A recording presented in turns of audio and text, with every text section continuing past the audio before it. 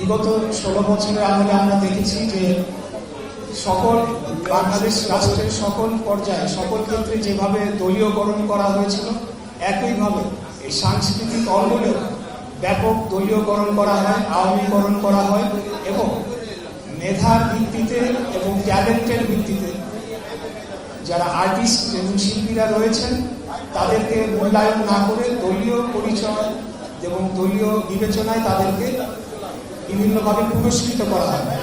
আমি মনে করি যে এর মাধ্যমে আমাদের সংস্কৃতিকে ধ্বংস করার মাধ্যমে বাংলাদেশ রাষ্ট্রকে এক ব্যাপক একটা ক্ষতি করা হয়েছে।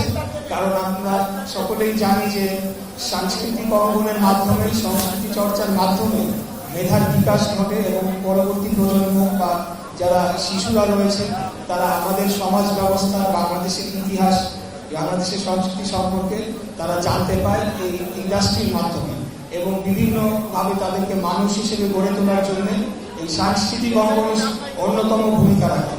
আমরা অতীতে দেখেছি যেভাবে মিডিয়ার গলা টিপে ধরে রাখা হয়েছিল, সাংবাদিকদের উপরে যেভাবে ব্যাপক নির্যাতন করা হয়েছিল, দলীয়করণ করা হয়েছিল, একইভাবে এই সংস্কৃতি অঙ্গনের যারা শিল্পীরা রয়েছেন অনেককে কালো তালিকাভুক্ত করা হয়েছে এবং অযোগ্য ব্যক্তিদেরকে বিভিন্ন পদে বসানো হয়েছিল এবং এই খাতে ব্যাপক দুর্নীতি এবং লুটপাটেরও অভিযোগ আমরা পেয়েছি।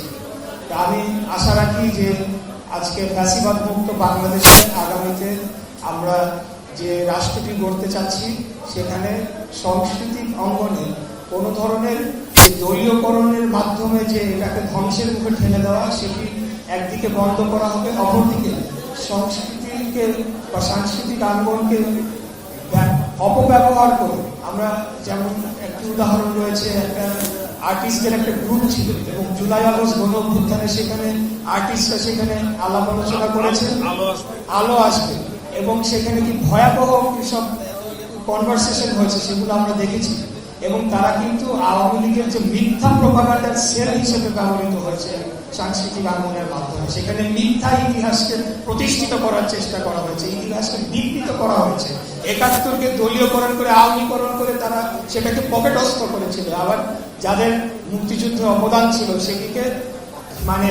অস্বীকার করা হয়েছে এবং মিথ্যা ইতিহাস আমাদের নতুন প্রজন্মদেরকে শেখানোর চেষ্টা করা হয়েছে। এখানে যারা সেই অপসংস্কৃতি যা অপচর্চা করেছে সেটি অবসান ঘটবে এবং আমি আশা রাখবো যে আগামী দিনে এই সাংস্কৃতিক অঙ্গনকে পরিচর্যার মাধ্যমে আমরা বাংলাদেশের সংস্কৃতিকে প্রাধান্য দেব এবং বিদেশি সংস্কৃতির যে অনুপ্রবেশ ঘটানো হয়েছিল, আমাদের শিল্প সাহিত্যকে ধ্বংস করে বিদেশি অপসংস্কৃতিকে প্রবেশ করানো হয়েছিল, সেটা থেকে আমরা বের হয়েছে আমরা বাংলাদেশের যে সংস্কৃতি সেটিকে আমরা বিশ্ব দরবারে যাতে তুলে ধরা যায় সেটার জন্য আমরা কাজ করবো ইনশাআল্লাহ। আর আমি সকলকে ধন্যবাদ জানাতে চাই, আমাকে সবাই অভিনন্দন জানাচ্ছেন। আমি বলি যে আসলে আমি মেয়র হয়েছি না হয়েছি সেটা মুখ্য বিষয় না, মুখ্য বিষয় আমি ন্যায় বিচার পেয়েছি। 2020 সালের 1 ফেব্রুয়ারি অনুষ্ঠিত ঢাকা দক্ষিণ সিটি কর্পোরেশনে আমি বাংলাদেশ জাতীয়তাবাদী দলের হয়ে ধানের শীষ মার্কা নিয়ে মেয়র পদে প্রতিদ্বন্দ্বিতা করেছিলাম এবং সারা দেশব্যাপী সামনে উন্মোচন করেছিলাম কিভাবে ভোট ডাকাতি, ভোট কারচুপির মাধ্যমে আমাদের সেই নির্বাচনটিকে লুট করে ছিনিয়ে ফলাফল নিয়ে যাওয়া হয়েছিল। পরবর্তীতে আমরা সেখানে সাথে সাথে আইনি প্রক্রিয়া অনুসরণ করি এবং দীর্ঘ 5 বছর কোনো প্রতিকার পাইনি।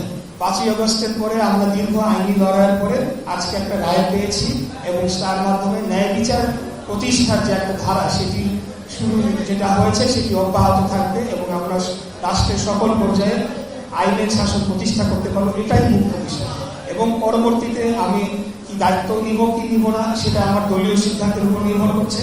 দল আমাকে যেভাবে সিদ্ধান্ত দিবে আমি সেভাবেই কাজ করে যাবো ইনশাআল্লাহ। তো আর বক্তব্য নির্বাচিত আপনাদেরকে আবার ধন্যবাদ জানিয়ে আমাকে বিশেষ অতিথি করেছেন ইজুল বাবু ভাই, শিবাসানু ভাই সহ সকলে যারা এই প্রোগ্রামের সাথে যুক্ত হয়েছেন সবাইকে আন্তরিকভাবে ধন্যবাদ জানিয়ে বক্তব্য শেষ করছি। খোদা হাফেজ। বাংলাদেশ জিন্দাবাদ, বাংলাদেশ জাতীয়তাবাদী দল জিন্দাবাদ, শহীদ রাষ্ট্রপতি জিয়া রহমান, দেশনেত্রী বেগম খালেদা জিয়া জিন্দাবাদ, আমাদের প্রাণপ্রিয় নেতা আগামী দিনের রাষ্ট্রনায়ক দেশনায়ক জনাব তারেক রহমান জিন্দাবাদ। আসসালামু আলাইকুম।